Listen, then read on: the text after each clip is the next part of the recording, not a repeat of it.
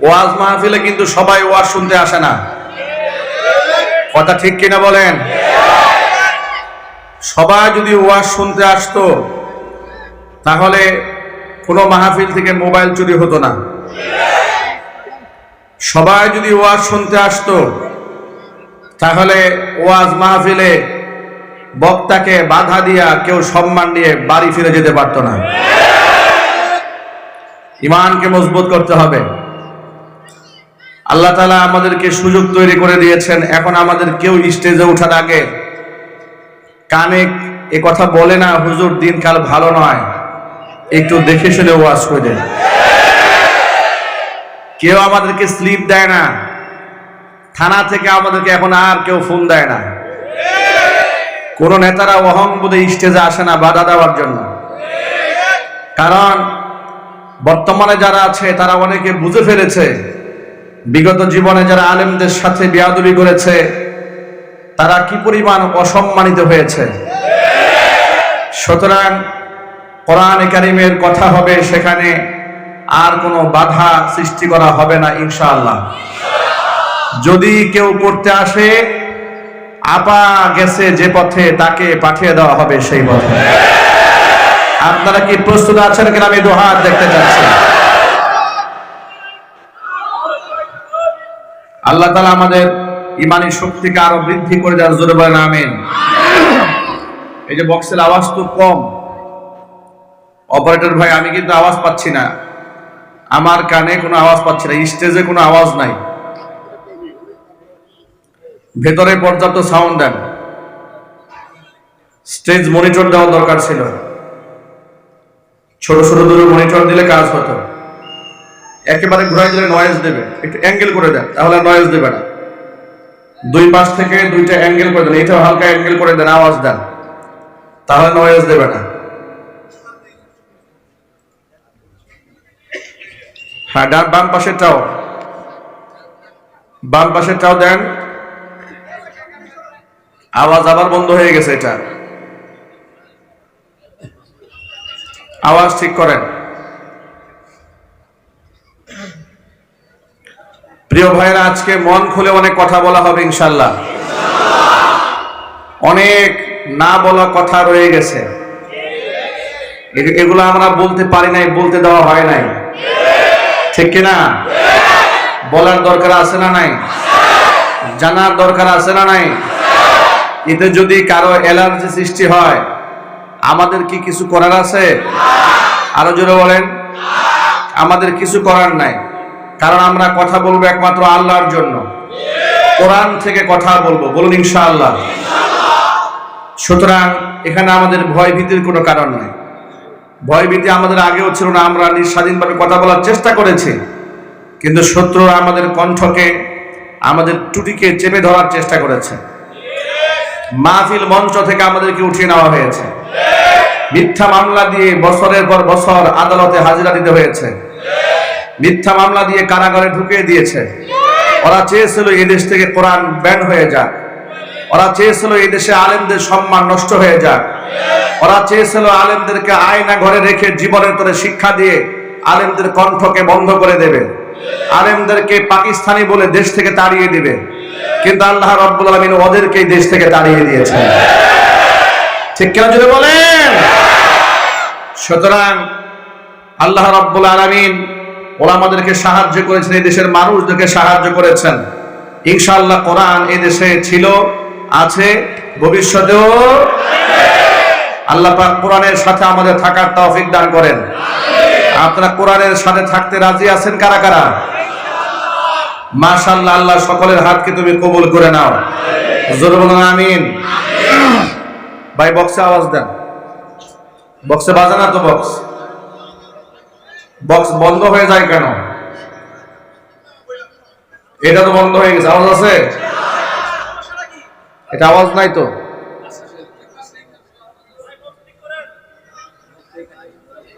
কেবল দেখে আসলো আওয়াজ আছে, এটা দেখলে হবে না। হ্যাঁ, আওয়াজ রানিং থাকতে হবে, আওয়াজ বন্ধ হওয়া যাবে না। বন্ধ হয়ে গেলে ওয়াজও বন্ধ হয়ে যাবে। আওয়াজ বন্ধ, ওয়াজ বন্ধ, এটা মাথায় রাখতে হবে, ঠিক আছে ভাই ইনশাআল্লাহ। আলহামদুলিল্লাহ আলহামদুলিল্লাহ নাহমাদুহু ওয়া নাস্তাঈনুহু ওয়া নাস্তাগফিরুহু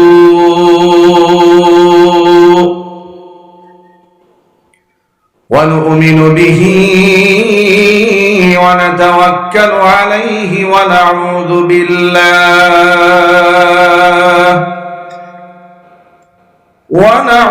بالله من شرور أنفسنا ومن سيئات أعمالنا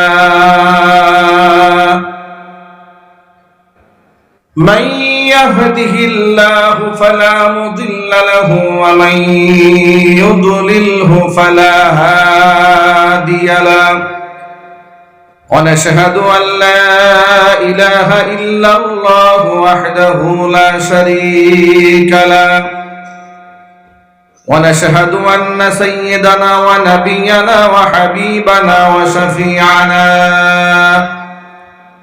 ومولانا محمدا عبده ورسوله الذي أرسله بالحق بشيرا ونذيرا وداعيا إلى الله بإذنه وسراجا منيرا أما بعد فأعوذ بالله من الشيطان الرجيم بسم الله الرحمن الرحيم إن الله وملائكته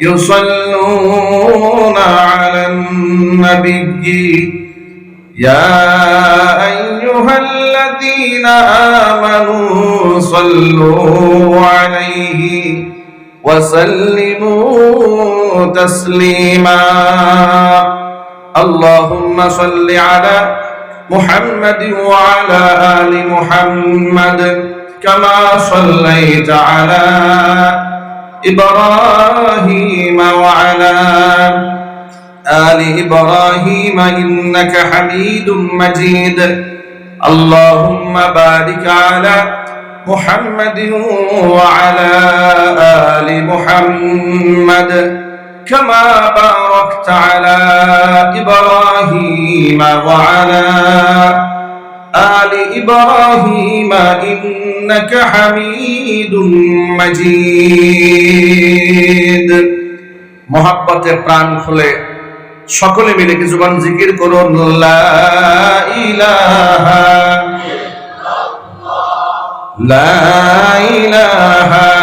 ইল্লাল্লাহ লা ইলাহা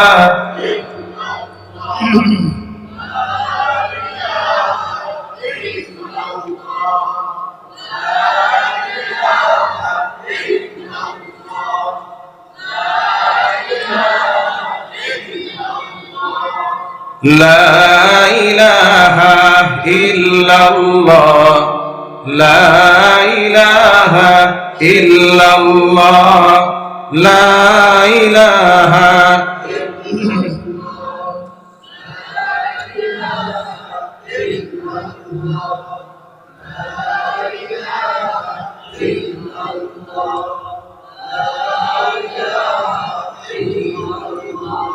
لا إله إلا الله لا إله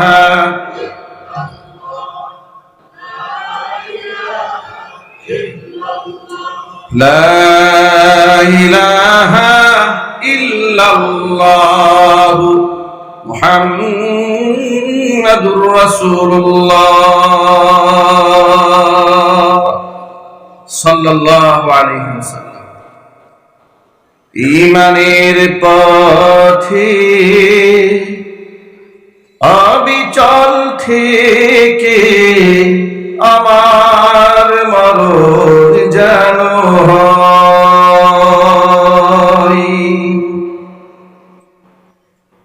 ঈমানের পথে অবিচল থেকে আমার মরণ যেন হয়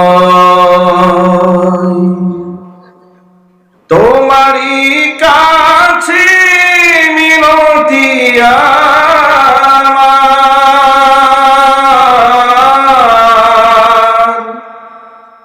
তোমারই কাছে মিনতি আমার, মহামহিম দয়াময়।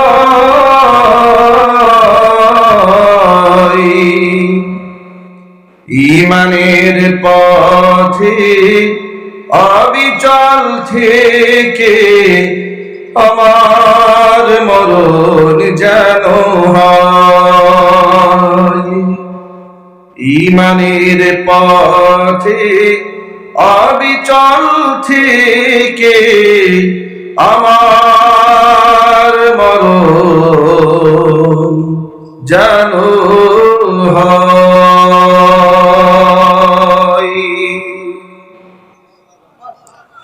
সকলেই বলুন আল্লাহুম্মা আমিন। প্রিয় ভাইরা, হেদায়েত দেওয়ার মালিককে আরো জোরে বলুন আল্লাহ। আজকে এখানে শ্রমিক ভাইরা আয়োজন করেছেন, মনটা আমার ভরে গেছে। নবী করিম সাল্লাল্লাহু আলাইহি ওয়াসাল্লাম বলেছেন, আল কাসিবু হাবিবুল্লাহ, সহস্তে যারা কামাই করে খায় তারা আল্লাহর দুষ্ট হয়ে যায়, তাদের অনেক দাম, অনেক মর্যাদা। শ্রমিকদেরকে মানুষ যেন ঠকাতে না পারে, নবী করিম সাল্লাল্লাহু আলাইহি ওয়াসাল্লাম বললেন, আতুল আজিরা আজরাহু ক্বাবলা আইয়াজিফা আরাকু, শ্রমিকের গায়ের ঘাম শুকিয়ে যাওয়ার আগে তাদের ন্যায্য পাওনা এদেরকে বুঝিয়ে দাও। ইসলামে শ্রমের অধিকার আছে, শ্রমিকের অধিকার আছে। সুবহানাল্লাহ বলেন। হাত্তাকে শ্রমিকের হক যদি কেউ সংরক্ষণ করে, আল্লাহ পাক তার মর্তবা মর্যাদায় এত বাড়িয়ে দেন। আত-তারগীব ওয়াত তারহীব কিতাবের ইখলাস অধ্যায়ের প্রথম হাদিস, ওমর ফারুক রাদিয়াল্লাহু তাআলা আনহু হাদিসের রাবী, তিনি বর্ণনা করেছেন, হযরত ওমর বলছেন, বাইনামা নাহনু ইনদা রাসূলিল্লাহি সাল্লাল্লাহু আলাইহি ওয়াসাল্লাম, আমরা একদিন নবী করিম সাল্লাল্লাহু আলাইহি সাল্লামকে পরিবেষ্টিত অবস্থায় বসে আছে। এমন সময় আল্লাহর হাবিব আমাদেরকে একটা কিচ্ছা শোনালেন, কাহিনী শোনালেন। প্রিয় বন্ধুগণ, কোরআন মাজিদে 25 জন নবী রাসূলের কাহিনী আছে না নাই?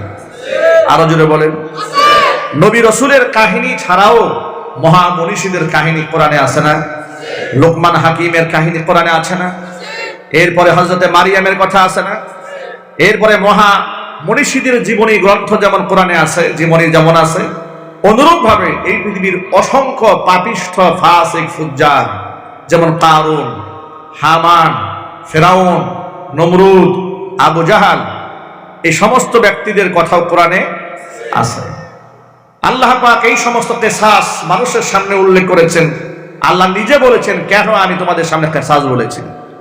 যেমন সূরা ইউসুফ সবচেয়ে লম্বা কিসাস আল্লাহ পাক বর্ণনা করার পরে সূরা ইউসুফের শেষ দিকে এসে আল্লাহ বললেন, লাকাদ কানা ফি কাসাসিহিম ইবরাতুল লিউলিল আলবাব, আমি তোমাদেরকে কাহিনী শুনিয়েছি রোমাঞ্চ দেওয়ার জন্য নয়, মজা দেওয়ার জন্য নয়, কাহিনী শুনিয়েছি এখান থেকে জ্ঞানীদেরকে যেন জ্ঞানীরা শিক্ষা গ্রহণ করতে পারে, এই জন্য আমি কাহিনী শুনিয়েছি। নবী করিম সাল্লাল্লাহু আলাইহি ওয়াসাল্লাম মাঝে মধ্যে বনী ইসরাইল সম্প্রদায়ের লোকদের কাহিনী সাহাবায়ে কেরামের সামনে উপস্থাপন করতেন, যাতে করে সেখান থেকে পরবর্তী প্রজন্মের লোকেরা শিক্ষা গ্রহণ করতে পারে। আল্লাহর হাবিব সাল্লাল্লাহু আলাইহি ওয়াসাল্লাম বলেন, সালাসাতু নাফারিন মিম্মান কানা ক্বাবলাকুম, তোমরা এই দুনিয়াতে আসার আগে বনী ইসরাইল সম্প্রদায়ের 3 জন ব্যক্তি, তারা দূর সফরে কোথাও বের হয়েছিল। সারা দিন তারা পথ চলেছে। সন্ধ্যা যখন ঘনায় এলো, পাহাড়িয়া এলাকা তারা অতিক্রম করে চলছিল। হাত্তা আওয়াহুমুল মাবিতু ইলা গার, সন্ধ্যা যখন ঘনায় এলো মনে মনে ভাবলেন, রাতের বেলায় পথ চলা মোটেও নিরাপদ হবে না, অন্তত পক্ষে রাতটা যদি কোথাও কাটিয়ে দিতে পারতাম, সকালবেলা নিরাপদ সফরে বের হতাম। হাজার হাজার বছর আগে তো আর আবাসিক হোটেল ছিল না থাকার জন্য। পাহাড়ের গুহায় গিয়ে তিনজন ব্যক্তি আশ্রয় গ্রহণ করেছে। রাতের বেলায় পাহাড়ের উপর থেকে বড় একটা পাথরের খণ্ড গড়াতে গড়াতে সে গুহার মুখের মধ্যে সে আটকায় গেছে। পাহাড়ের উপর থেকে যে পাথরের টুকরাটা পড়েছে, পাথরের টুকরাটা এতটাই বড়, সেখানে তিনজন মিলে ধাক্কায়া সেখান থেকে বের হওয়া মোটেও সম্ভবপর হবে না। তিনজন ব্যক্তি গুহার মধ্যে তারা বন্দী হয়ে গেল। তারা মনে মনে ভাবলেন, এই জায়গায় যদি আমরা মরে গলে পচে হাড্ডিসার হয়ে যায়, আমাদের আত্মীয় স্বজন বন্ধু বান্ধব কেউ জানতেও পারবে না, আমরা চিৎকার করলে কোনো ফায়দাও হবে না। কিন্তু যেখানে কেউ দেখতে পান না, যেখানে কেউ শুনতে পান না, সেখানে একজন দেখতে পান, একজন শুনতে পান, তিনি কে? তিনজন ব্যক্তি তারা পেরেশান হয়েছেন, কিন্তু হতাশ হন নাই। ইন্নাহু লা ইয়াইআসু মির রাউহিল্লাহি ইল্লাল কওমুল কাফিরুন। একমাত্র কাফের তারা আল্লাহর রহমত থেকে নিরাশ হয়ে যায়। তিনজন ব্যক্তি মুসিবতে পড়েছে, পেরেশানগ্রস্ত হয়েছে, বিপদগ্রস্ত হয়েছে, হয়রান হয়েছে, কিন্তু নিরাশ হয়নি। তিনজনের সলা পরামর্শ করলো, আমরা আজকে আমাদের জীবনের শ্রেষ্ঠ ইবাদতের বিনিময়ে আজকে আমরা মহান রবের কাছে সাহায্য প্রার্থনা করব, নিশ্চয় আমাদের মুনিব আমাদের দোয়া মঞ্জুর করে নিবেন। প্রথম ব্যক্তি আল্লাহর কাছে হাত বাড়িয়ে বলছে, রব্বুল আলামিন, আমার ঘরে বৃদ্ধা মা আছে, বৃদ্ধ বাবা আছে, আমি আমার বাবা মাকে এতটাই উপরে প্রাধান্য দিয়েছি, বাপ মার মুখে খাবার তুলে না দিয়ে আমি আমার সন্তানদের মুখেও খাবার দেই না, এতটা প্রাধান্য আমি আমার বাবা মাকে দেই। এভাবেই চলছিল আমার দৈনন্দিন আমল। হঠাৎ একদিন রাতের বেলায় বাড়ি ফিরতে আমার দেরি হয়ে যায়। বাড়ি ফিরে গিয়ে দেখি আমার বৃদ্ধা মা ঘুমিয়ে পড়েছে, বাবা ঘুমিয়ে পড়েছে, সন্তানরা জেগে আছে। আমার সন্তানেরা ক্ষুধার যন্ত্রণায় ছটফট করছিল। সন্তানেরা আমার কাছে এসে বলল, আব্বাজান, সব সময় দাদা দাদির মুখে তো আগে খাবার তুলে দেন, তারা যেহেতু ঘুমিয়ে পড়েছে, অন্তত পক্ষে আজকে আমাদেরকে আগে খাবার দেন, আমরা দারুণ ক্ষুধার্ত। আমি এতটাই নাছোড়বান্দা, সিদ্ধান্তে এতটাই অনড়, আমার বৃদ্ধা মা আমার বৃদ্ধ বাবা ক্ষুধার্ত অবস্থায় ঘুমিয়ে পড়েছে, তাদের মুখে খাবার তুলে দেওয়ার আগ পর্যন্ত সন্তানদের মুখে খাবার না দেওয়ার সিদ্ধান্ত অনড় থাকলাম। খাবার নিয়ে সারা রাত বাপ মার পাশে দাঁড়িয়ে থাকলাম, ডাক দিলাম না, ঘুমে ডিস্টার্ব হবে, বাবা মার কষ্ট হবে। দাঁড়িয়ে থাকলাম খাবার নিয়ে, আমার সন্তানের আমার পায়ের কাছে হুমড়ি খেয়ে পড়লো, আব্বা আব্বা বলে কান্না করতে করতে আমার পায়ের কাছে ঘুমিয়ে পড়েছে। এরপর আমার সন্তানদের মুখে খাবার তুলে দেই নাই, কারণ বাবা মা খেতে পারে নাই। জোরে বলেন সুবহানাল্লাহ। সকালবেলা বাবা মার ঘুম ভাঙার পরে বাবা মার মুখে আগে খাবার তুলে দিয়েছি, এরপরে ক্ষুধার্ত সন্তানদের মুখে খাবার তুলে দিলাম। রব্বুল আমিন, কাজটি যদি একমাত্র তোমার সন্তুষ্টি কল্পে করে থাকি, মেহেরবানি করে আজকের বিপদ থেকে আল্লাহ তুমি আমাদেরকে উদ্ধার করে নাও। নবীজি সাল্লাল্লাহু আলাইহি সাল্লাম বলেছেন, বান্দা দোয়া করতে দেরি হয়েছে, আল্লাহ পাক কবুল করতে দেরি করেন নাই। সাথে সাথে বিরাট আকারের সেই প্রস্তরখানা গুহার মুখ থেকে আল্লাহ রাব্বুল আমিন কিঞ্চিত পরিমাণ দূরে সরিয়ে দিলেন। কিন্তু যতটুকু সরেছে বের হওয়া সম্ভব নয় একজনের। অপর ব্যক্তি আল্লাহর কাছে হাত তুলে ধরেছে, রব্বুল আলামিন, আমার বাড়িতে দিনমজুরেরা কাজ করেছে, কামলারা কাজ করেছে, সকলকে পারিশ্রমিক দিয়ে বিদায় করে দিয়েছি, একজন ব্যক্তি পারিশ্রমিক না নিয়ে চলে গেল। গরিবের হক, শ্রমিকের হক, আমি বড় পেরেশান হয়ে গেলাম, তাকে খুঁজে পেলাম না। এখন এই শ্রমিকের হকটা আমি কি করব? বর্তমান সমাজের লোকেরা তো শ্রমিকদের হক ঠকাই দিতে পারলে, তাকে বঞ্চিত করতে পারলে নিজেকে বুদ্ধিজীবী মনে করে। কথা বলতে হবে, ঠিক কিনা বলেন? আমার আফসোস লাগে যখন দেখি ঈদের সময় লোকেরা বাড়ি ঘরে যেতে না পেরে রাস্তায় নেমে বেতনের জন্য আন্দোলন করতে হয়। এর চাইতে আফসোস আর পরিতাপের তো আর কিছুই হতে পারে না। গার্মেন্টসের মালিকেরা যারা একটা গার্মেন্টসের মালিক ছিল, এই শ্রমিকদের রক্ত ঘামের বিনিময়ে তারা আজকে 50টা গার্মেন্টসের মালিক হয়েছে। কথা ঠিক কিনা জোরে বলেন। তাদের ছেলেদের জন্য আলাদা গাড়ি, মেয়ের জন্য আলাদা গাড়ি, একের পর এক মিল ফ্যাক্টরি বর্ধিত করেছে, বাড়িয়েছে, এক্সটেনশন করেছে। সেখানে কোনো অভাব হয় নাই। শুধু শ্রমিকের বেতন দেওয়ার সময় অভাবের কোনো শেষ নাই, শুধু লস আর লস। কথা বলেন ঠিক কিনা বলেন। লস আর লস, বেতন দেওয়ার তৌফিক নাই।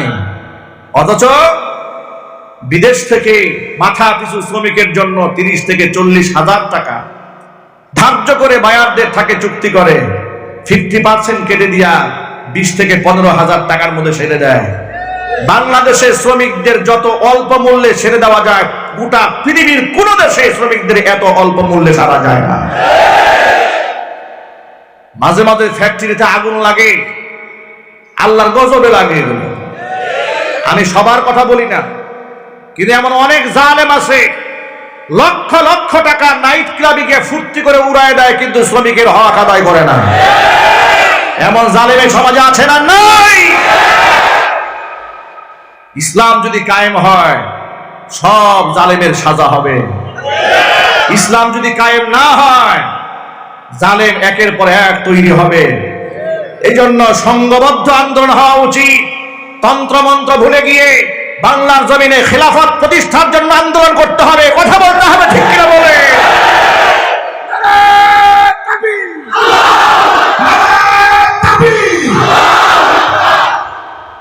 আমার যুবক ভাইরা, যারা মানুষের হক নষ্ট করে, আল্লাহ পাক তাদেরকে হেদায়েত দান করুন, জোরে কোন আমিন। আবার এমন কিছু শিল্পপতি মালিক আছে, শ্রমিকের হক আদায়ের ক্ষেত্রে এতটা সচেতন, এতটাই যত্নবান, শ্রমিকের জন্য আলাদা নামাজের ব্যবস্থা করে দিয়েছে। আমি এমনও মালিক সম্পর্কে জানি, তার নারী ওয়ার্কারদের জন্য হিজাব এবং বুরকা নিকাব কিনে দিয়েছে, কোরআন শরীফ দিয়ে দিয়েছে তেলাওয়াত করার জন্য। আল্লাহু আকবার বলেন। এমনকি গর্ভবতী মায়েদের জন্য মাতৃত্বকালীন ভাতা ফ্যাক্টরি থেকে চালু করে দিয়েছে। এরকম সচেতন মালিকও আছে। আল্লাহ পাক তাদের ফ্যাক্টরিগুলোকে কবুল করে নেন, জোরে কোন আমিন। ভাইরা আমার, লোকটি বলছে রব্বুল আলামিন শ্রমিক সকলকে বেতন দিয়ে দিলাম, চলে গেল, একজন ব্যক্তি বেতন না নিয়ে চলে গেল। আমি তাকে বহু চেষ্টা করেও খুঁজে পেলাম না, বড় পেরেশান হয়ে গেলাম। তার টাকাটা আমি এখন করবো কি? আমি ওই ব্যক্তির নামে ওই টাকা দিয়ে একটা ছাগল কিনলাম, বাচ্চা হলো, বিক্রি করলে গাভী কিনলাম, বাচ্চা হলো, এভাবে ছাগল, ভেড়া, বকরি, দুম্বা, উট অনেক কিছু কিনে ফেললাম। লম্বা সময় প্রতিবাহিত হয়ে গেল। দীর্ঘদিন পরে ব্যক্তি আমার বাড়িতে এসে আমাকে বলছে, ভাই আপনার কাছে আমার কিছু পাওনা ছিল। আমি তখন তাকে বললাম, মরু প্রান্তরে তাকাই দেখো, যত ভেড়া, বকরি, দুম্বা, উট দেখা যায় সব তোমার নিয়ে বাড়ি চলে যাও। লোকটা অবাক বিষয়ে আমাকে বলছে, তাস্তাহজিউ বি, আপনি কি আমার সাথে দুষ্টমি করছেন, মজাক করছেন? আপনি আমার সাথে ঠাট্টা বিদ্রুপ করছেন নাকি? আমি পাবো সামান্য কয়েকটা টাকা, আপনি এতগুলো সম্পদ দেখিয়ে দিচ্ছেন। ব্যক্তি বলে, আমি তখন তাকে বললাম, তোমার রেখে যাওয়া আমানতের টাকাগুলা দিয়ে তিল তিল করে তোমার জন্য গড়েছি, এগুলার মালিক আমি নই, মালিক তুমি নিয়ে যাও। রব্বুল আমিন লোকটি সব কিছু নিয়ে গেল, কিছুই রেখে যায় নাই। এই কাজটি যদি একমাত্র তোমার খুশির জন্য করে থাকি, আজকে যে বিপদগ্রস্ত হয়েছি, গুহার ভিতরে বন্দী হয়েছি, মেহেরবানি করে আজকের বিপদ থেকে আমাদেরকে বাঁচিয়ে দাও। নবীজি সাল্লাল্লাহু আলাইহি সাল্লাম বলেছেন, বান্দা দোয়া করতে দেরি হয়েছে, আল্লাহর কাছে কবুল হতে দেরি হয়নি। সাথে সাথে আল্লাহ পাক বিরাট আকৃতির পাথরটাকে গুহার মুখ থেকে কিঞ্চিত পরিমাণ আরো দূরে সরিয়ে নিয়ে গেলেন। কিন্তু যতটুকু সরেছে, একজন সেখান থেকে বের হওয়া সম্ভব নয়। কিন্তু এখন কিছুটা আলো বাতাস ঢুকতে শুরু করেছে, এখন অক্সিজেন আসা যাওয়া করছে, আলো বাতাস ঢুকছে। তাদের মধ্যে একটা আশার সঞ্চার হলো যে না, মহান রব আমাদেরকে এখানে না খাওয়াইয়া পচায় গলায় মারবেন না, নিশ্চয় আল্লাহ পাক আমাদেরকে মুক্তির একটা রাস্তা করে দিবেন। চিৎকার দিয়ে বলেন সুবহানাল্লাহ। বাকি আছে আরো একজন। তৃতীয় ব্যক্তি আল্লাহর কাছে হাত তুলেছেন। এই পয়েন্টটা যুবকরা কান খাড়া করে ভালো করে কথাটা শুনবেন। আমার মাইকের আওয়াজ বাহিরে শোনা যাচ্ছে, মা বোনেরাও শুনতে পাচ্ছেন, মনোযোগ সহকারে শোনেন। ব্যক্তি বলছেন, রব্বুল আলামিন, আমার একজন সুন্দরী চাচাতো বোন ছিল, আমি তার প্রেমাসক্ত ছিলাম, আমি তার উপর খুবই দুর্বল ছিলাম, তাকে বহুবার কুপ্রস্তাব দিয়েছি, রাজি হয় নাই।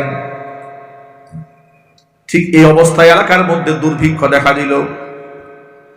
এলাকার অবস্থা এমন হয়ে গেল, ক্ষেত খামারে ফসল নাই, মানুষের পেটে খাবার নাই, পকেটে টাকা পয়সা নাই। কিন্তু আমি সম্পদশালী হওয়ার কারণে তখন আমার টাকা পয়সার অভাব নাই। আমার সেই বোনটি অসহায় হয়ে আমার কাছে সাহায্যের জন্য হাত বাড়িয়ে দিল।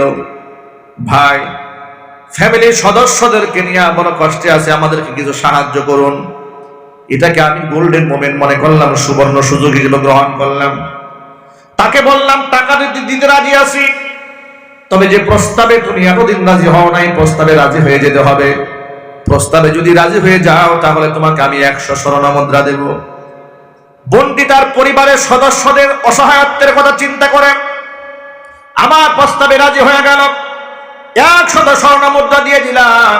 নির্ধারিত সময়ে যখন তার সাথে আমি মিলিত হতে গেলাম, কোন কোন বর্ণনার মধ্যে এসেছে হাত্তা জালাস্তু বাইনা রিজলাইহা, আমি যখন তার দুই উরুর মাঝখানে বসে গেছি, আমার বোনটি আমাকে ডেকে বলছেন, ইত্তাকিল্লাহ, তুমি আল্লাহকে ভয় করো। আমার বোনটি যখন আমাকে বলল আল্লাহকে ভয় করো, রব্বুল আলামিন একটা সেকেন্ড বিলম্ব করলাম না, সেখান থেকে বের হয়ে চলে আসলাম। পৃথিবীর কোন ব্যক্তি ঘটনা জানে না, একমাত্র তুমি জানো। একমাত্র তোমার ভয়ে যদি সেই জায়গা থেকে আমি বের হয়ে আসতে পারি, মেহেরবানি করে আজকের বিপদ থেকে আল্লাহ তুমি আমাদের বাঁচিয়ে দাও।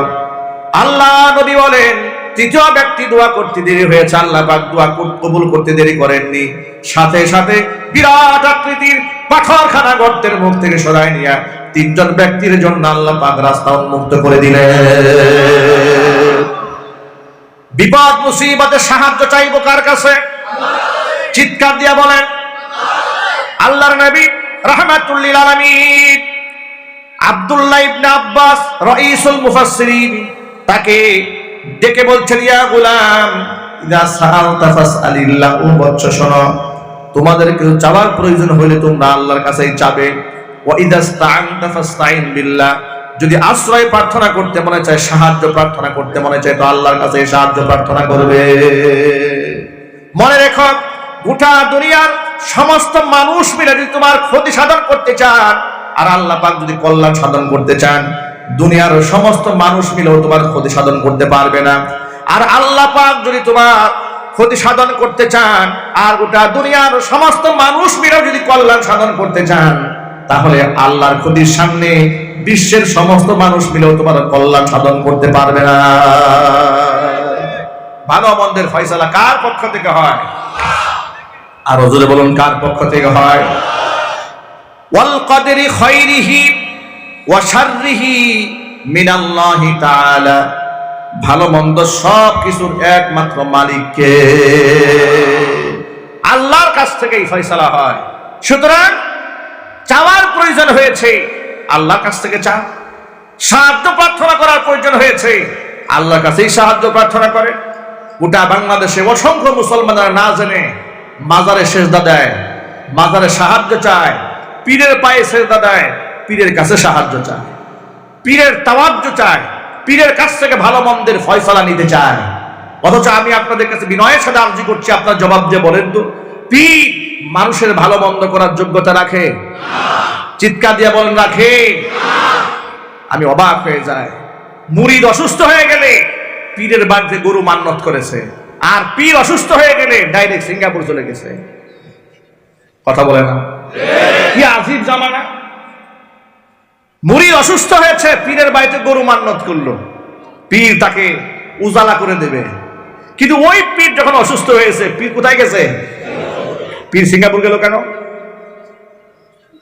পীর বুঝে ফেলেছে আমি যা করি সব ভণ্ডামি।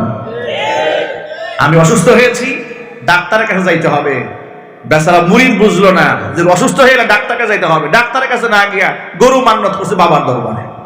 নাউজুবিল্লাহ বলেন, চিৎকার দেখো নাউজুবিল্লাহি মিন যালিক।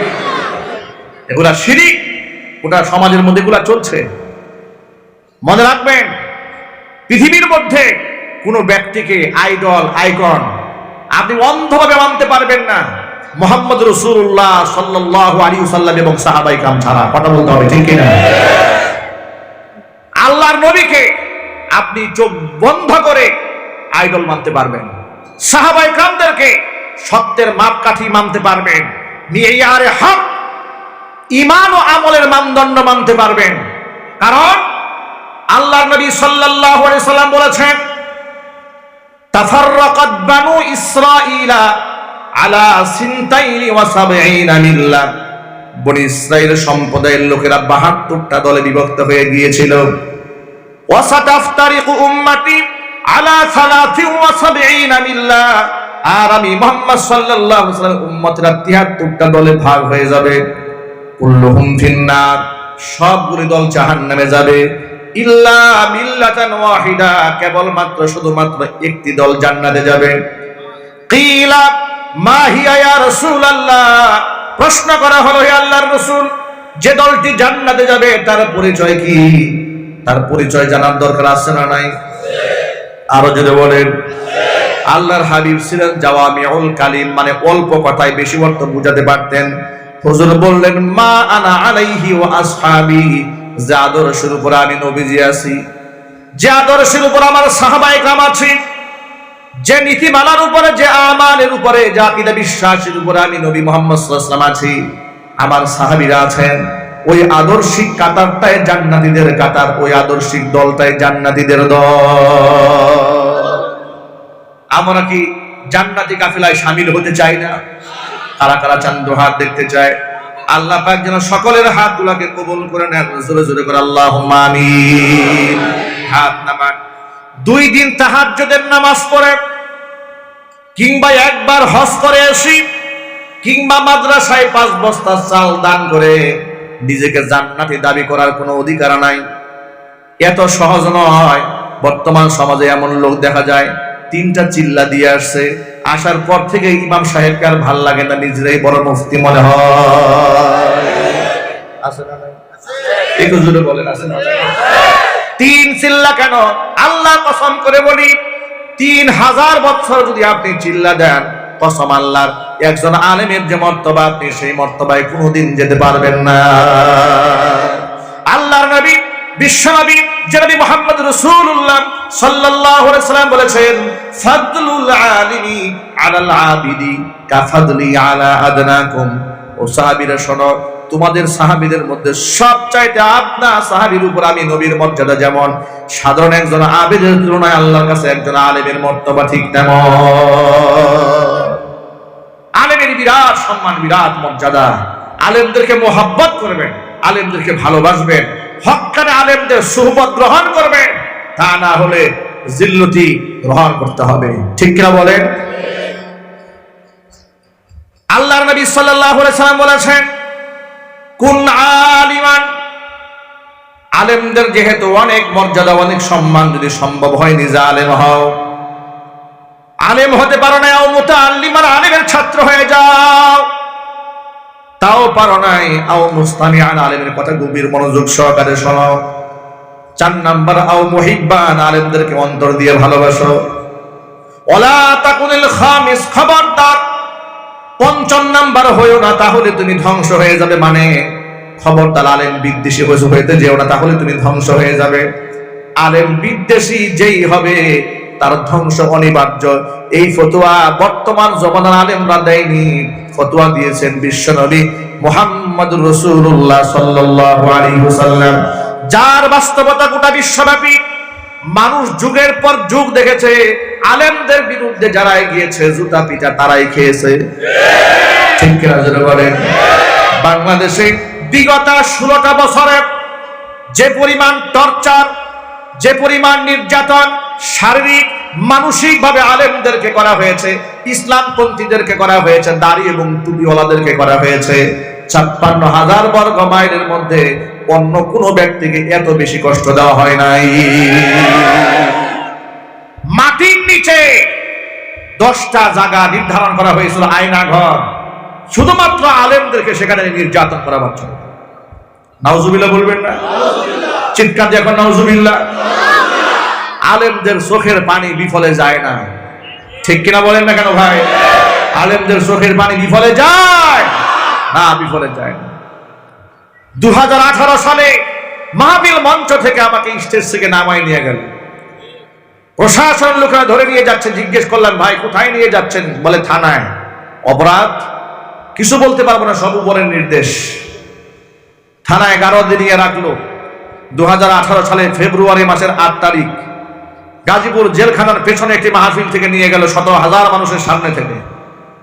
পরের দিন আদালতে যখন তোলা হলো, মামলা নথির মধ্যে তাকায় দেখি লিখেছে, গোপন বৈঠক থেকে আমাকে গ্রেফতার করা হয়েছে, আমার পকেটে 16টা ককটেল বোমা পাওয়া গেছে।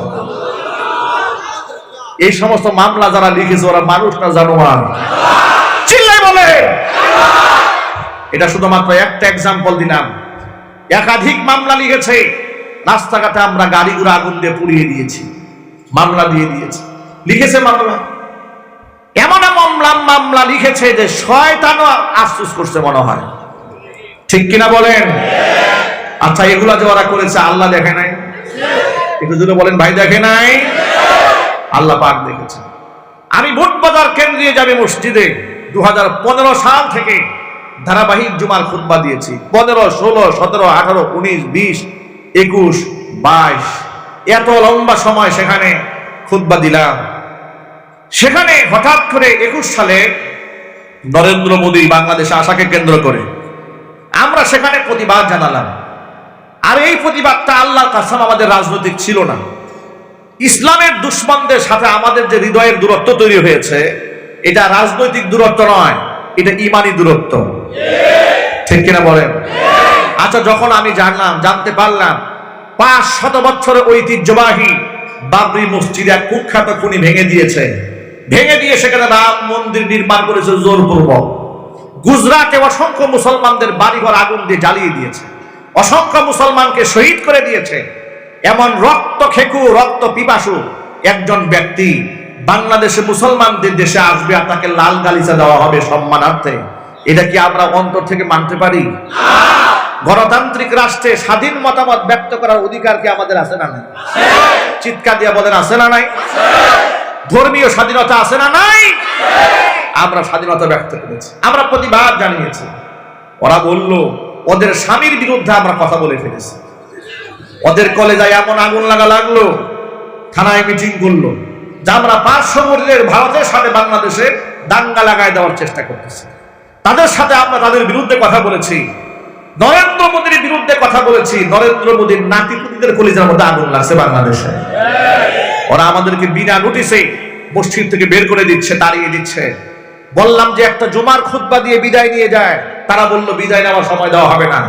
বিদায় নিতে গেলে আপনার ভক্তবৃন্দরা মিছিল করবে, আন্দোলন করবে, এর দ্বারা আমরা ফিল গুছাতে পারবো না, আপনাকে চুপচাপ চলে যেতে হবে। বিনা নোটিশে সেখান থেকে আমাদের বের হয়ে গেলাম। 4টা বছর জুমার খুতবা থেকে ওরা আমাদেরকে বঞ্চিত করে রাখলো। স্বৈরাচারী এভাবে শুধু আমাকে নয়, অসংখ্য আলেমদের সাথে এইরকম বেয়াদবি করেছে। বেয়াদবির মাসুল এমন ভাবে গুনতে হয়েছে, স্বৈরাচারী 16 বছর দেশের শোষণ করেছে, চুরি ডাকাতি করেছে, গোটা দেশের মধ্যে এক নৈরাজ্যকর পরিবেশ সৃষ্টি করেছে, গুম করেছে, খুন করেছে, ত্রাস সৃষ্টি করেছে, মানুষের হক নষ্ট করেছে, রাষ্ট্রের সম্পদ অন্যায়ভাবে হাজার হাজার কোটি টাকা বিদেশে পাচার করেছে। বিদায় নিতে গেছে, বিদায় ঘন্টা যখন বেজে গেল, স্বৈরাচারী বলল আমি জাতির উদ্দেশ্যে একটা ভাষণ দিতে চাই। সেনাবাহিনী বলল আপনার হাতে সময় আছে 45 মিনিট, এখন আপনি ভাষণ দিবেন না গাট্টি পুস্কা গুল করবেন, দায়িত্ব আপনার হাতে। স্বৈরাচারী তাকায় দেখে ভাষণ দিতে গেলে পিঠের চামড়া থাকবে না, গাট্টি পুস্কা গোল করে চোরের মতো নেতা কর্মীদেরকে বিপদে ফেলে রাষ্ট্র থেকে পালিয়ে গেল। আল্লাহর কসম করে বলি, গোটা গ্লোবালাইজেশনের জামানায় বিশ্ব পরিমণ্ডলে এমন নিকৃষ্ট অধপতন পৃথিবীর কারো হয় না যেটা হয়েছে স্বৈরাচারী হাসিনার। কথা বলতে হবে, ঠিক কেন বলে? আর এটা হয়েছে একমাত্র আলেমদের চোখের পানির কারণে। সুতরাং ভবিষ্যতে যারা আলেমদের সম্মান নিয়ে ছিনিমিনি খেলতে চায়, আপা গেছে যে পথে, তাদেরকেও যেতে হবে সেই পথে।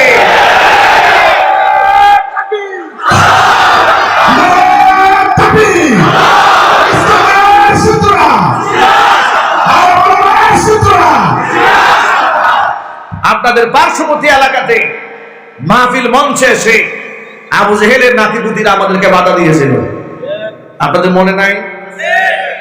মনে নাই?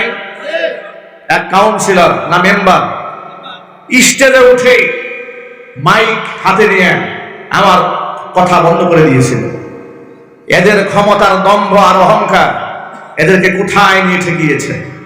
মনে রাখবেন, অহংকার হচ্ছে বাতারুল হাক্কি আগমতুন নাস, সত্যকে প্রত্যাখ্যান করা, মানুষদেরকে তুচ্ছ জ্ঞান করা, এটা হচ্ছে অহংকার।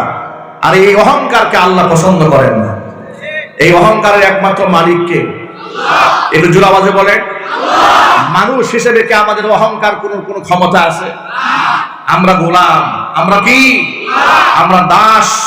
আমরা কার গোলাম? আল্লাহ পাকের গোলাম। গোলাম কি করে অহংকারী হয়? অহংকারী ব্যক্তিদেরকে আল্লাহ পছন্দ করেন।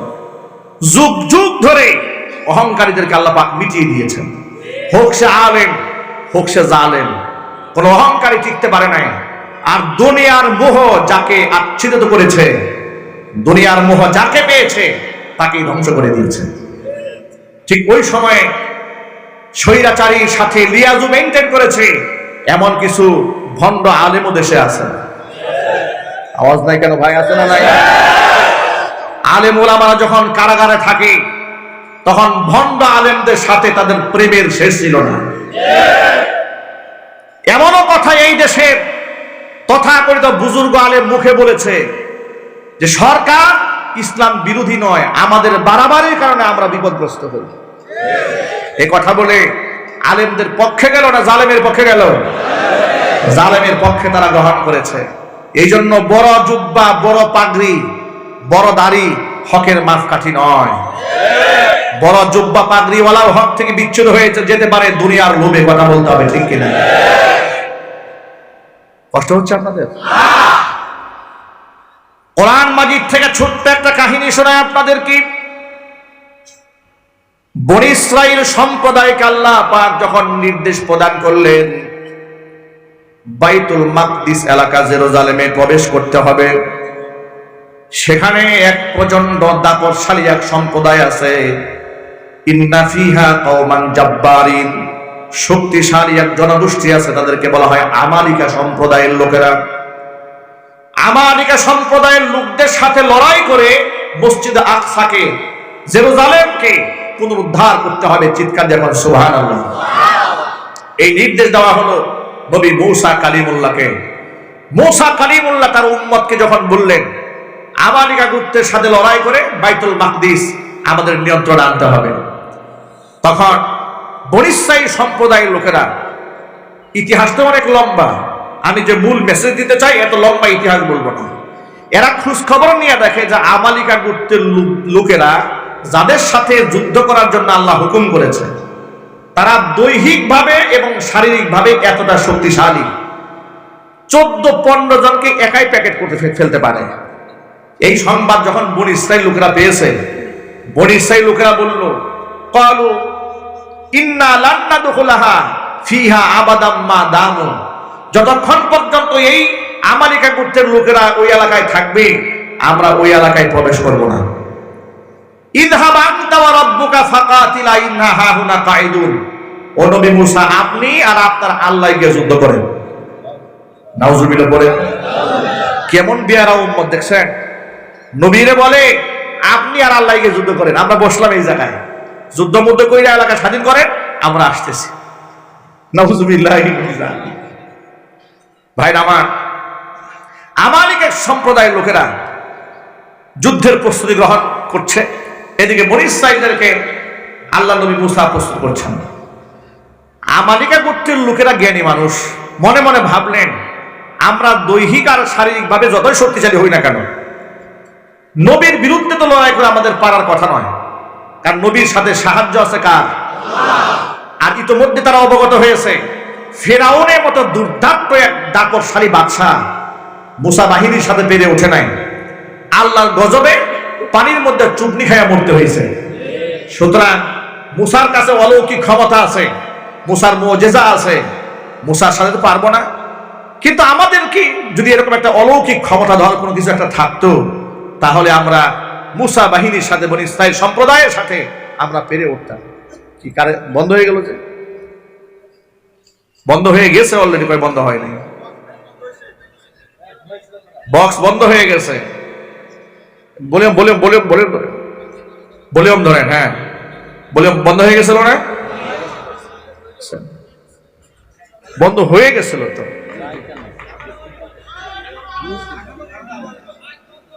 মাইক বন্ধ হয়ে গেছে। দেখেন তো কি সমস্যা হলো। থাক, আসতে একটু ঠিক করুক, আমরা কথা বলি ইনশাল্লাহ, সময় হাতে কম, একটু মনোযোগ সহকারে শোনেন। তো আমালিকার লোকেরা চিন্তা করলো যে মুসা আলাইহিস সালামের সাথে আমাদের তো পেরে ওঠা মুশকিল, কারণ মুসা আলাইহিস সালাম কার সাহায্যে চলে? তো আধ্যাত্মিক একটা ক্ষমতা আছে আল্লাহর পক্ষ থেকে, কিন্তু আমাদের তো আর এই আধ্যাত্মিকতা বলতে কিছু নাই। তো আধ্যাত্মিক ক্ষমতা ধরে একজন ব্যক্তি যদি আমাদের থাকতো, তাহলে আমরা বনী ইসরাইল সম্প্রদায়ের বিরুদ্ধে লড়াই করে যুদ্ধের ময়দানে জিততে পারতাম। এখন এই শক্তি তারা কোথা থেকে সঞ্চার করবে? খোঁজ খবর নিয়ে দেখে বনী ইসরাইল সম্প্রদায়ের এক দরবেশ আলেম আছে, পণ্ডিত আলেম আছে, সাধক আলেম আছে, তার নাম হচ্ছে বালাম ইবনে বাউরা। বালাম ইবনে বাউরার কাছে ইসমে আজম যারা আছে, হাত্তা কাশে মুস্তাজাবুদ দাওয়া, আল্লাহর কাছে যে কোনো দোয়া করতে দেরি হয়, মহান আল্লাহ কবুল করতে দেরি করেন না। একটু জোরে বলতে হবে সুবহানাল্লাহ। এখন আপনারা বলেন সে ছোটখাটো আলেম? জোরে বলেন। দোয়া করলে আল্লাহ কবুল করেন, ছোট আলেম না বড় আলেম? বিরাট বড় আলেম। এত বড় বুজুর্গ আলেম, এত বড় সাধক আলেম, এত বড় আধ্যাত্মিক আলেম, আমালিকা গোত্রের লোকেরা মনে মনে ভাবলো, যদি আমরা এই আলেমটাকে যে কোনো মূল্যে যদি আমাদের পক্ষে আনতে পারি, আর আমাদের পক্ষ হয়ে সে যদি আল্লাহর কাছে একটু মুসা আলাইহিস সালামের বিরুদ্ধে বদদোয়া করে দেয়, তাহলে তো আমরা জিহাদের ময়দানে জয়লাভ করব। এই জন্য তাকে ম্যানেজ করার জন্য, ব্যক্তিকে বসে আনার জন্য, পক্ষে আনার জন্য মোটা অঙ্কের স্বর্ণ গহনা হাদিয়া তোহফা নিয়ে বালামের দরবারে হাজির হয়েছে। বালামকে ঘুষ উপহার উপঢৌকন দিয়েছে, দেওয়ার পরে বলছে, বালাম আপনি তো একজন বুজুর্গ আলেম, আধ্যাত্মিক আলেম, আপনি যদি আমাদের পক্ষ হইয়া একটু একটা দিনের জন্য মুসা আলাইহিস সালাম এবং বনী ইসরাইল সম্প্রদায়ের বিরুদ্ধে একটু বদদোয়া করেন, যাতে করে আমাদের মনোবাঞ্ছনা পূর্ণ হয়, জিহাদের ময়দানে আমরা জয়লাভ করতে পারি, বিনিময়ে আপনাকে এই টাকাগুলো আমি দিয়ে দিলাম। নাউজুবিল্লাহ বলেন। বালাম ইবনে বাউরা ধমক দিয়ে বলছে, তোমাদের কি মাথা নষ্ট হয়েছে? আমি হলাম একটা সাধারণ মানুষ, নবীর বিরুদ্ধে আমি কি করে বদদোয়া করব?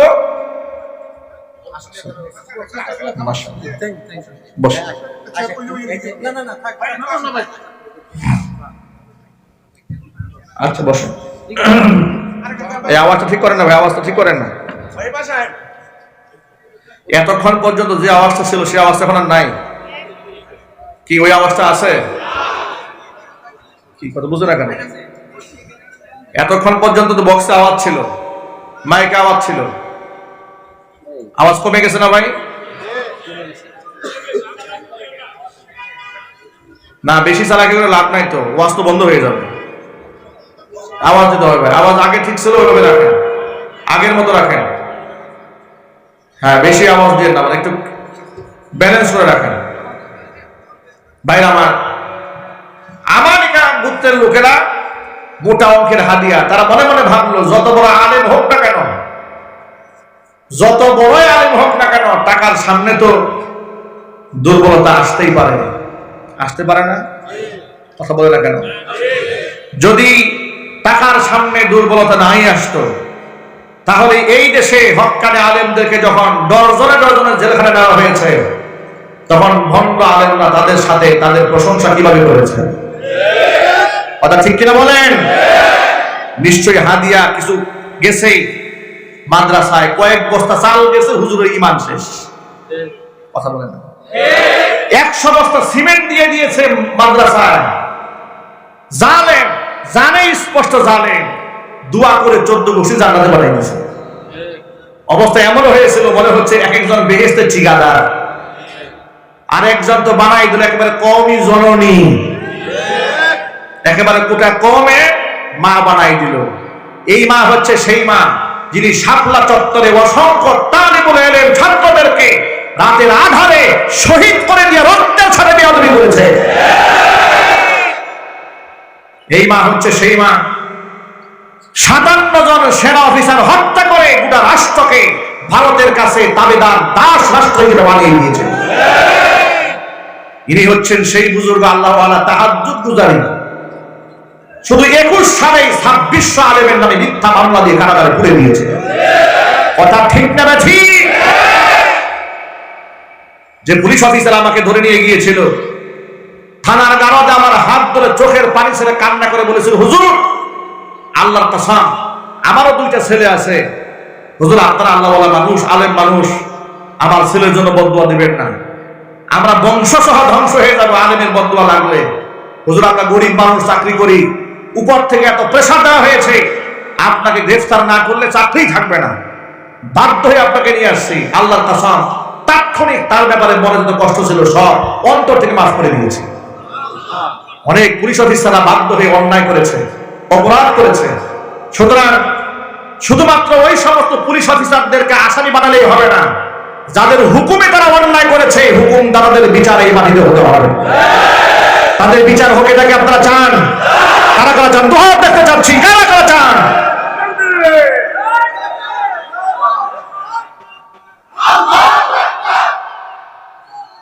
আমার প্রিয় যুবক ভাইরা কান খুলে শুনে রাখেন, বালআম ইবনে বাউরা এত বড় আলেম, দোয়া করতে দেরি হয়, আল্লাহর কাছে কবুল হতে দেরি হয় না।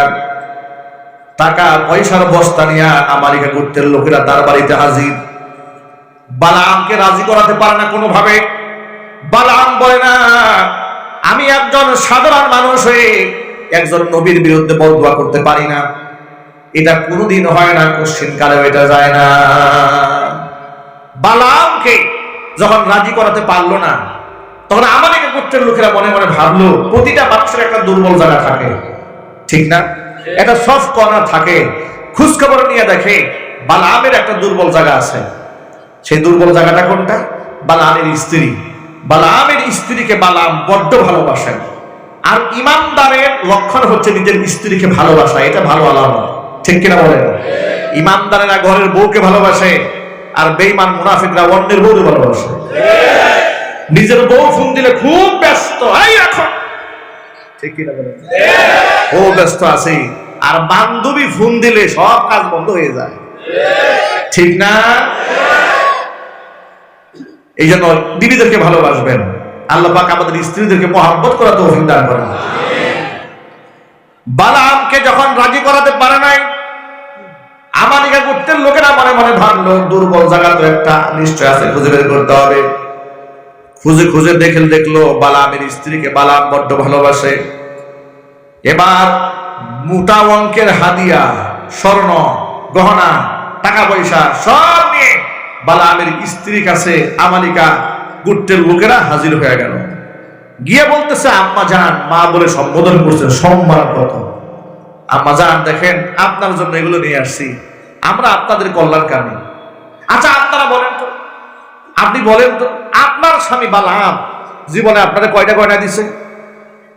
স্ত্রী তো নরম মানুষ, মহিলা মানুষ তো, আসলে তো কোনো গয়না দেয়নি। দেখেন আমরা আপনাদেরকে কত ভালোবাসি, এই সমস্ত স্বর্ণ গহনা আপনার জন্য নিয়ে আসছি। আমরা আপনাদের কল্যাণ চাই, ভালো চাই, ভবিষ্যতে আপনাদেরকে আরো উপহার দেব। আপনাদের জীবনে দুঃখ বলতে কিছু থাকবে না, শুধুমাত্র আপনার স্বামীকে আমাদের হয়ে একটা দিনের জন্য একটা কাজ করতে বলবেন। স্ত্রী বলে, সেই কাজটা কি? যে আমাদের হয়ে একটু দোয়া করতে হবে। বালআম তো দোয়া করলে আল্লাহ কবুল করেন, তা আমরা চাচ্ছি যে আমাদের হয়ে একটা দোয়া করো। স্ত্রী বলে, এটা তো সামান্য ব্যাপার, আপনারা ঘাবড়াবেন না, এটা আমি দেখতেছি। বাস, মহিলা মানুষকে পড়াই ফেলছে। এবার চলে গেল তারা। বালআম যখন বাড়িতে এসেছে, বাড়িতে আসার পরে বালামের স্ত্রী মুড অফ, বালামের সাথে কথাবার্তা বলে না, আরেক দিকে তাকিয়ে থাকে, এড়িয়ে এড়িয়ে চলে। বিছানায় শুতে গেছে, শুতে গিয়ে আরেক দিকে তাকিয়ে আছে। বালাম মনে মনে ভাবলো ব্যাপারটা কি, হঠাৎ করে বিবি সাহেব এমন পেখম ধরলো কেন? কি বউরা মাঝে মাঝে পেখম ধরে না? যাদের বউ নাই তারা এটা বুঝবে না, কথা বলে না কেন? পেখম ধরে না? পেখমের কোনো শেষ নাই, সকালে একবার, দুপুরে একবার, বিকেলে একবার। এটা পেখম জাতি আল্লাহ বানাইছে, ঠিক কিনা বলেন? নবী করিম সাল্লাল্লাহু আলাইহি সাল্লাম বলেছেন, ইন্নাল মারআতা খুলিকাত মিন দিলাইন, আল্লাহ বানাইছে একটু বাঁকা করে। সুতরাং ইদা আকামতাহা কাসারতাহা, পেখম জাতিকে যদি বেশি সোজা করতে যাও তাহলে ভেঙে ফেলবা, মানে সংসার টিকবে না। ওয়া ইদা ইসতামতা'তা বিহা ইসতামতা'তা বিহা ওয়া ফিহা ইওয়াজুন, সুখের সংসার করতে গেলে এই পেখম ম্যানেজ করে চলতে হবে। কারণ সুবহানাল্লাহ। আমার প্রিয় ভাইরা, বালামের স্ত্রী বালামের সাথে কথা বলে না, ভালো আচরণ করে না। বালাম বলল, প্রিয়তমা স্ত্রী, কি হয়েছে তোমার?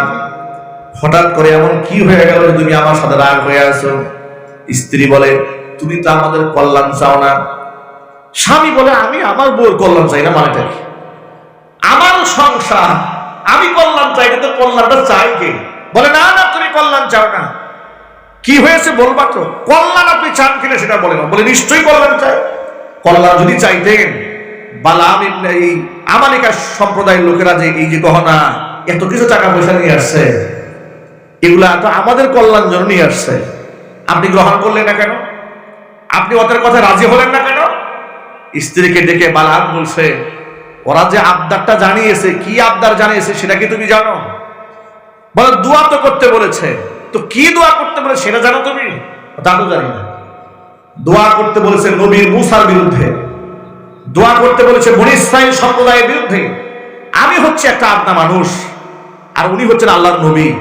আমি সাধারণ মানুষের নবীর বিরুদ্ধে বদদোয়া করব, আর সেই বদদোয়া কবুল হবে, এটা তুমি চিন্তা করলে কি করে? বালামের স্ত্রী বলে, যাই হোক, টাকা পয়সা যেহেতু কিছু একটা দিছে, অন্তত পক্ষে একটা দিনের জন্য না হয় একটু বদদোয়া করলেনি, এরপরে তওবা করে ভালো হয়ে গেলে। দেখছেন কি সুন্দর বুদ্ধি। একটা দিনের জন্য না হয় একটু করলেন, তাহলে তওবা করে ভালো হয়ে যাবে। বালাম ইবনে বাউরা বউয়ের খুশির জন্য, বউ চাচ্ছে একটা মাত্র বউ, কি 10টা না 20টা, একটা মাত্র বউ, আর এই বউ আবদার করে বসে আছে, আবার পেখম ধরছে। আচ্ছা ঠিক আছে, তুমি চাচ্ছ তো এটা? বলে, হ্যাঁ আমি চাচ্ছি। বউয়ের সুপারিশে বেচারা এত বড় বুজুর্গ আধ্যাত্মিক আলেম রাজি হয়ে গেল টাকার কাছে, আর বউয়ের এই অনুরোধের কাছে ঈমান আমল বিক্রি করে দিল। বালাম এবার প্রস্তুত হলো, পাহাড়ের উপর দাঁড়িয়ে নবীর বিরুদ্ধে বদদোয়া করবে। নাউজুবিল্লাহ বলেন। পাহাড়ের উপর দাঁড়িয়ে নবীর বিরুদ্ধে আর বনী ইসরাইল সম্প্রদায়ের বিরুদ্ধে বদদোয়া করবে, আর আমালিকা গোত্রের পক্ষে দোয়া করবে। কিন্তু দাঁড়িয়ে যখন নবীর বিরুদ্ধে বদদোয়া করতে শুরু করেছে, মুখ থেকে নবীর বিরুদ্ধে বদদোয়া বের না হয়ে তার জবান থেকে বের হয়ে গেল, আয় আল্লাহ, মুসা আলাইহিস সালাতুস সালাম এবং বনী ইসরাইল সম্প্রদায়কে যুদ্ধের ময়দানে বিজয় দান করো, আমালিকা গোত্রের লোকদেরকে ধ্বংস করে দাও। আমালিকা গোত্রের লোকেরা রাগে গুসায় খুবে গুফরাসানের মতো খুশি হচ্ছে। টাকা পয়সা দিছি কি এই বদদোয়া করার জন্য? তাড়াতাড়ি দোয়া চেঞ্জ করো, দোয়া চেঞ্জ করো মিয়া। সে বলে, আমি তো চেষ্টা করছি, কিন্তু আনকারাতনি লিসানি, আমার জবান তো আমার কথা শোনে না। সুবহানাল্লাহ। প্রিয় ভাইরা, এই জিহ্বা কথা শুনে কার? আল্লাহ। আরো জোরে বলুন, আল্লাহ। আল্লাহ যে কোনো মুহূর্তে জবান বন্ধ করে দিতে পারে না, সেই ক্ষমতা আল্লাহর নাই? আছে। কোরআন মাজিদে আল্লাহ বলেছেন, আর রহমান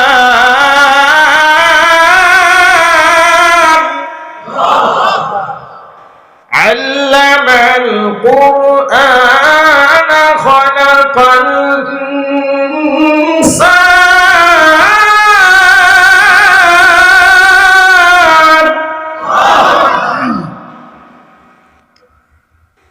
খালাকাল ইনসান আল্লামাহুল বায়ান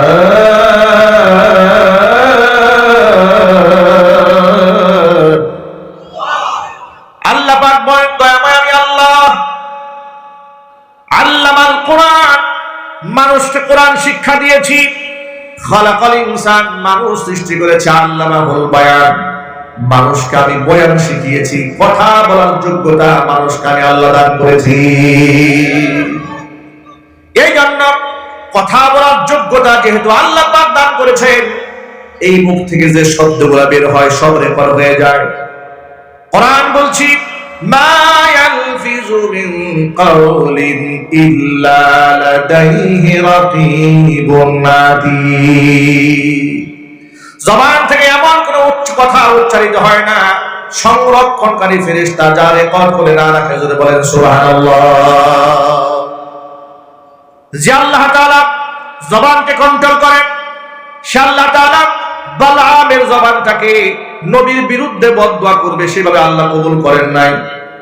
বালআম নবীর বিরুদ্ধে বদদুয়া করতে চেয়েছে, আল্লাহ পাক ওই জবান দেয়া নবীর বিরুদ্ধে বদদুয়া বের না করে দিয়া নবীর পক্ষে দোয়া বের করে দিয়েছে। বালআম বলছে আমি তো চেষ্টা করি, আমার জবান তো আমার কথা শুনে না। আমালিকা গোত্রের লোকেরা বলল আরেকবার চেষ্টা করো তুমি। এবার বালআম আরেকবার চেষ্টা করতে গেছে, আবারও চেষ্টা করতে গিয়ে নবীর বিরুদ্ধে বদদুয়া না করে জবান বলে ফেললো, হায় আল্লাহ, মুসা কালিমুল্লাহর বাহিনীকে বিজয় দান করা, আমালিকা গোত্রের লোকদেরকে ধ্বংস করে দাও। এই যে দুইবার নবীর বিরুদ্ধে বদদুয়া করতে চেয়েছে, আর দুইবার জবান থেকে নবীর পক্ষে দোয়া বের হয়েছে। এটা আল্লাহর পক্ষ থেকে বালআমের জন্য ওয়াইদ, সতর্কবাণী ছিল। বালআম, সরে আসো এই পথ থেকে। সুবহানাল্লাহ।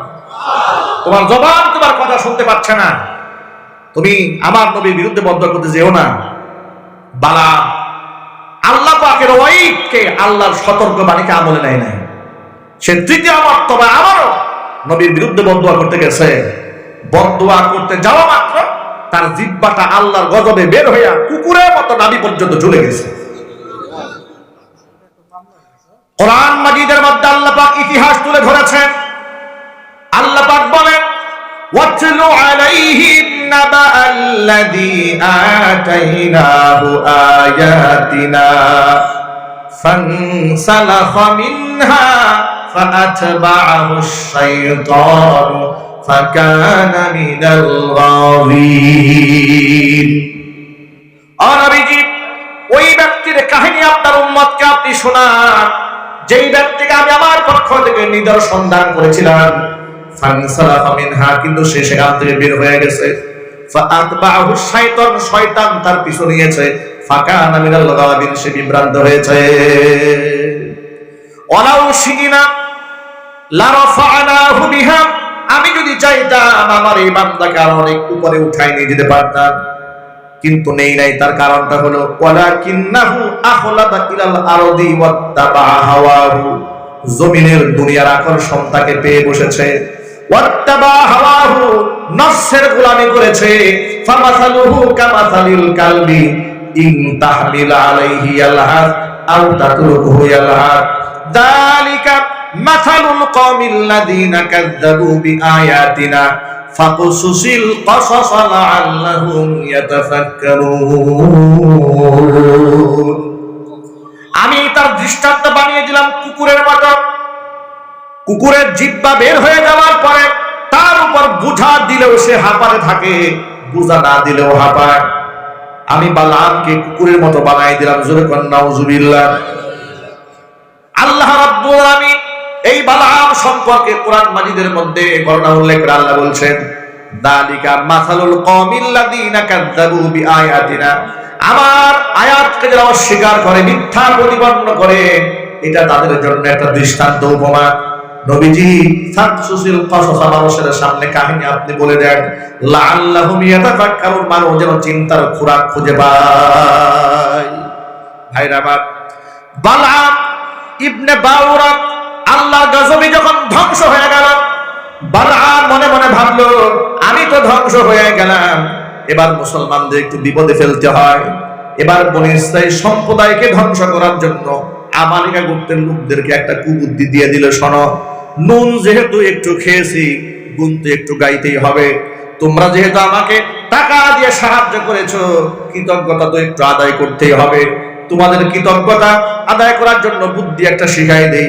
বনী ইসরাইলদের মধ্যে আল্লাহর সাহায্য থাকে, আল্লাহর রহমত থাকে। থাকে কিনা বলেন? আমি এমন একটা বুদ্ধি শিখাই দেব, যে বুদ্ধি যদি তোমরা পালন করো তাহলে নিশ্চিত তোমরা তোমাদের মিশনে সাকসেস হবে। আমালিকা গোত্রের লোকেরা বলল, সেই বুদ্ধিটা কি আমাদেরকে শিখাই দেন। এবার বালাম বুদ্ধি শিখিয়ে দিল, তোমাদের সুন্দর সুন্দরী মেয়েদেরকে বনী ইসরাইল সম্প্রদায়ের লোকদের সেবা দাসী হিসেবে তোমরা পাঠায় দাও।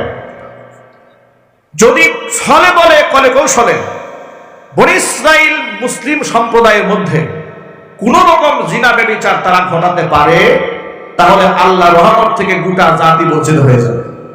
কারণ যেই সমাজে আল্লাহ রাব্বুল আলামিনের নির্দেশ অমান্য করে জিনা ব্যভিচার হয়, গোটা সম্প্রদায় আল্লাহ রহমত থেকে বঞ্চিত হয়ে যায়। আল্লাহর গজবে সেই সম্প্রদায় ধ্বংস হয়ে যায়। যুগ যুগ ধরে পৃথিবীর ইতিহাস তাই বলেছে, যে অঞ্চলে ব্যভিচার বেশি হয়েছে আল্লাহ পাক সেই অঞ্চলকে ধ্বংস করে দিয়েছে। কওমে লূতকে আল্লাহ পাক জমিন সহ উল্টিয়ে দিয়েছিল। তারা অবাক এবং আল্লাহর নিষিদ্ধ যৌনাচারীর সাথে তারা লিপ্ত হওয়ার কারণে। ঠিক কিনা বলেন? আমেরিকার ক্যালিফোর্নিয়ার লস অ্যাঞ্জেলেস পৃথিবীর এক স্বর্গরাজ্য। দুনিয়ার এখনো কোনো মডার্ন ইকুইপমেন্টস নাই যা তাদের মধ্যে ছিল না। এমন আধুনিক জীবনকে উপভোগ করার জন্য এমন কোন সামগ্রী ছিল না যা ওখানে ছিল না, সব ছিল। এক একটা বাড়ি বিলিয়ন বিলিয়ন ডলার দিয়ে তারা খরিদ করেছে, মিলিয়ন মিলিয়ন ডলার দিয়ে তারা খরিদ করেছে। পৃথিবীর সবচাইতে বিলাসী মানুষগুলো সেখানে বসবাস করেছে। তারা ডোনাল্ড ট্রাম্প ক্ষমতায় আসার সময় বলেছিল, গাজার বাকি অংশকে যদি এবার তারা ক্ষমতা আসতে পারে, ইহুদিরা যদি তাকে সাপোর্ট দেয়, গাজার বাকি অংশকেও তারা ধ্বংস করে ফেলবে, আগুন দিয়ে জ্বালিয়ে পুড়ে মৃত্যুপুরীতে পরিণত করবে। পাগলা ক্ষমতায় আসা মাত্র আল্লাহ রাব্বুল আলামিন ওদের কলিজার মধ্যে এমন আগুন ধরিয়ে দিলেন, পৃথিবীর সমস্ত আধুনিক টেকনোলজি দিয়ে সে আগুন নিভাতে তারা অক্ষম হয়ে গিয়েছে। ঠিক কিনা বলেন? নাসার দেশের মানুষেরা সেখানকার দায়িত্বরত ইমাম এবং মুয়াজ্জিনদের হাতে পায়ে ধরেছে, আপনারা একটু আযান দেন। আপনাদের ধর্মে তো আছে জলোচ্ছ্বাস, বিপদাপদ, ঘূর্ণিঝড় আসলে, অগ্নিপাত ঘটে গেলে আযান দিলে আল্লাহ পাক আগুনকে নির্বাপিত করে দেয়, জলোচ্ছ্বাস আল্লাহ নিয়ন্ত্রণ করে। তখন দেখলাম যে মুসলমানরা সেখানে আযান দেওয়া শুরু করে দিয়েছে। ভাবা যায়, যারা ভুলেই গিয়েছিল আল্লাহ একজন আছে, তারা তো ভুলেই গিয়েছিল। ভুলে যাওয়ার কারণেই তো তারা ফিলিস্তিনের অসংখ্য শিশুদেরকে এমন ভাবে নির্মমভাবে হত্যা করেছে, তাদের পক্ষে করার মতো লোক খুঁজে পাওয়া যায় না। কথা ঠিক কিনা বলেন? এক বছরে ইসরায়েলি পশু সৈন্যদেরকে 1250 কোটি মার্কিন ডলার তারা অনুদান দিয়েছে ইসরায়েলি সৈন্যদেরকে ফিলিস্তিনের মুসলমানদেরকে ধ্বংস করার জন্য।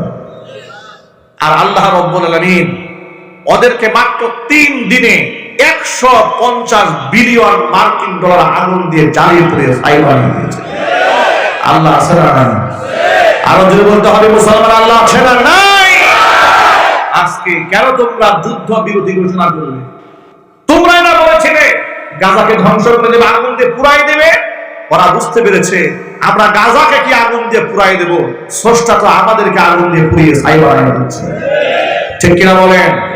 সুতরাং আল্লাহ রাব্বুল আলামিনের নাফরমানিতে যে এলাকার মানুষ নিমজ্জিত হয়েছে, আল্লাহ পাক তাদেরকে শেষ করে দিয়েছে। আমাদেরকে গোত্রের লোকদেরকে শিখাই দিল, তোমাদের সুন্দরী মেয়েদেরকে বনী ইসরাইলের সৈনিকদের মানে ছেড়ে দাও। অপকর্মে যদি লিপ্ত হয় আল্লাহ রহমত থেকে ওরা বঞ্চিত হবে। ঠিক সেই কাজটা তারা করলো, সুন্দরী মেয়েদেরকে নেড়িয়ে দিয়েছে।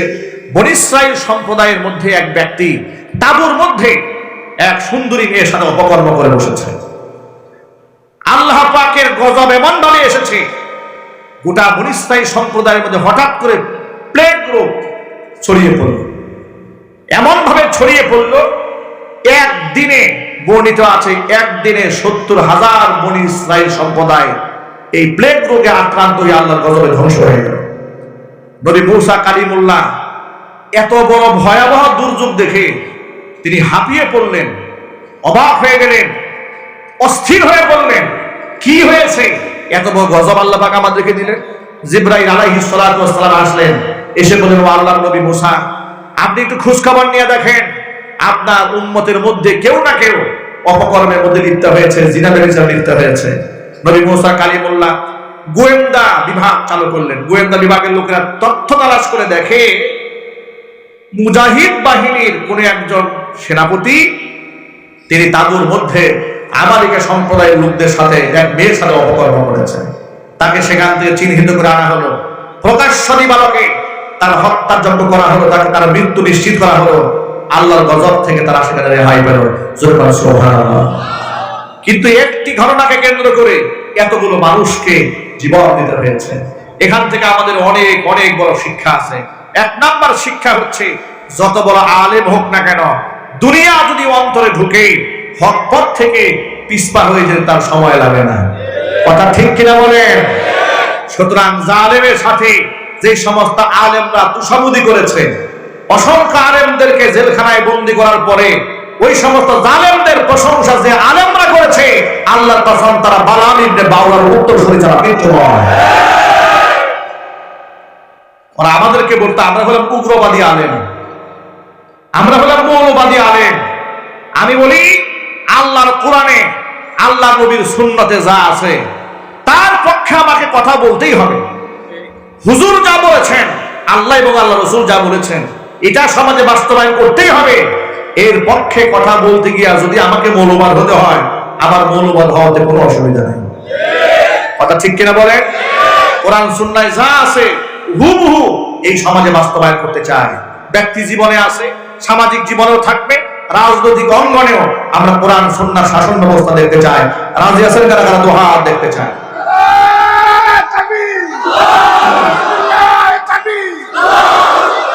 আল্লাহ পাক যেন কবুল করেন, জোরে বলেন আমিন। আমার প্রিয় ভাইরা, মূল কথায় ফিরে আসি। আল্লাহ রাব্বুল আলামিনের সন্তুষ্টি কল্পে যা করব সব আল্লাহর খুশির জন্য করব, বলেন ইনশাআল্লাহ। ভালো মন্দ করার একমাত্র মালিক কে? নিজের সন্তান দেওয়ার মালিক কে? ব্যবসায় বারাকা দেওয়ার মালিক কে? আমি গোটা দেশ ঘুরে দেখেছি অসংখ্য লোকেরা মাজারে গিয়ে সন্তান চায়। নাউজুবিল্লাহ বলেন। আমি ছোট্ট একটা কিতাব রচনা করেছি, রমজানকে কেন্দ্র করে একটি মাসআলার কিতাব আমি লিখেছি, নাম দিয়েছি আধুনিক পদ্ধতির রমজানের মাসাইল। এই কিতাবের মধ্যে রমজানের আধুনিক যত মাসালা আছে সেই মাসালার সমাধান দেওয়ার চেষ্টা করেছি কোরআন, হাদিস এবং ফিকহের কিতাবের রেফারেন্স। এই যে রমজান মাসে রোজা রেখে ইনজেকশন নেওয়া যাবে কিনা, নাকে কানে ড্রপ দেওয়া যাবে কিনা, শ্বাসকষ্ট হলে ইনহেলার ব্যবহার করতে পারবে কিনা, আতর, সুগন্ধি, সেন্ট, বডি স্প্রে ব্যবহার করতে পারবে কিনা, এগুলা মাসালা জানার দরকার আছে না? রোজা রেখে দোকানে আগরবাতি, মোমবাতি জ্বালাতে পারবে কিনা, মাসালাগুলো জানার দরকার আছে না নাই? এই মাসালাগুলো দিয়েছি। সর্বশেষ কিছু আমল দিয়েছি। সন্তান না হলে কোরআন হাদিসে কিছু দোয়া আছে, যে দোয়া করলে আল্লাহ নেককার সন্তান দান করেন। কিছু আমল এরকম দিয়েছি যে আমল করলে আল্লাহ সন্তানের স্মৃতিশক্তি বাড়ায় দেয়। কিছু আমল দিয়েছি যে আমলগুলা করলে আল্লাহ ঋণের বোঝা হালকা বানায় দেয়। সব হাদিসে আছে, এগুলা কোরআন হাদিসের রেফারেন্স সহ আছে। মুনাজাত হওয়ার পরে আমার খাদেমের সাথে গেটের সামনে গাড়ি রাখা আছে, ড্রাইভারের সাথে যোগাযোগ করে আপনারা কিতাবগুলো সংগ্রহ করতে পারবেন। মাত্র 100 টাকা হাদিয়া। উম্মতের হেদায়েতের জন্য আল্লাহ কিতাবটা কবুল করেন, জোরে বলেন আমিন। কিতাবের শেষাংশে একদম লাস্ট কাভার পেজে আমার ব্যক্তিগত হোয়াটসঅ্যাপ মোবাইল নাম্বারটা দেওয়া আছে। আপনারা যদি শারীরিক কোনো ওজরে আমার সাথে কথা বলতে চান, ইনশাআল্লাহ আপনারা এই নাম্বারে যোগাযোগ করতে পারবেন। আল্লাহ রাব্বুল আলামিন আজকের এই আয়োজনকে কবুল করেন। আল্লাহ পাক আমাদের সকলকে তার খাঁটি বান্দা হিসেবে কবুল করেন। আজকের পর থেকে আমরা এক ওয়াক্ত নামাজও কাজা করব না ইনশাআল্লাহ। রাজি আছেন কারা? হাত দেখতে চাই। নামাজ কয় ওয়াক্ত হবে? যদি বল ভাই কয় ওয়াক্ত? এক ওয়াক্ত কাজা হবে না। নামাজ আমার পরিচয়, নামাজ আমার আইডেন্টিটি, নামাজ আমার জাতি সত্তা। যার নামাজ আছে তার ধর্ম আছে, যার নামাজ নাই তার ধর্মের কোনো পরিচয়ও নাই। এই কথাগুলো আল্লাহ রাব্বুল আলামিন আমাদেরকে সকলকে বুঝার তৌফিক দান করেন। আমিন। কথা বলেন।